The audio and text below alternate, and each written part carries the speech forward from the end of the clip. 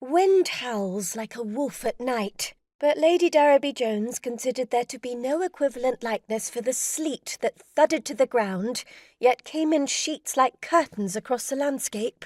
Not that she could see out that December afternoon, with dark descended early, but she remembered how it had been all day. If she hadn't been crossing the hall at the very moment the doorbell rang, intent upon reaching her little private sitting room with endless Christmas planning to do, the resulting mystery may never have surfaced. But she was there. Moreover, too kind-hearted to keep whatever wretch sought shelter from the storm waiting in the cold and the wet, she took on the front door herself.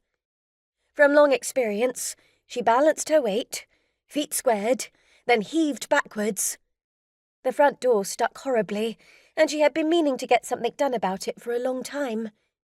But today, it gave way immediately, as if desperate to get the wretch on the outside into the inside, where warmth, at least near the fires that burned in the grates, bonhomie, and basic, simple comforts ruled the waves, or whatever they did in English country houses, as dusk fell on a frigid December day. "Good afternoon, milady." The voice was familiar, as well as being reassuring, reminding her of the past. "Good afternoon, Evans." She never had trouble putting a face to a name, or was that a name to a face? "So you do remember me, milady? I thought you would, milady.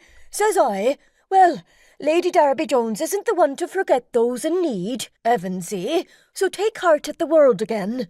It's not all bad by any means. That's what I says to myself, says I." His words poured forth with evident gratitude. What hit Lady Darriby-Jones, however, wasn't his attitude, but his accent. She had once asked which street in Swansea he had come from, and had almost squealed in delight when she heard it was less than half a mile from the mansion where she had grown up, and Mummy still lived in. 500 yards as the crow flies, but 1,000,000 miles in other ways. "Of course I do, Evans. Aberdugelly Street, let me think, 24, I believe." Aberdugelly Street was a slum of the first order, nothing much to redeem itself, hence her observation about 1,000,000 miles, yet less than half a mile. 22, milady. Almost spot on, milady. Now, I always says that about the Jones stock. Wherever they find themselves, they have a concern for general kindness that leaves most fellas standing.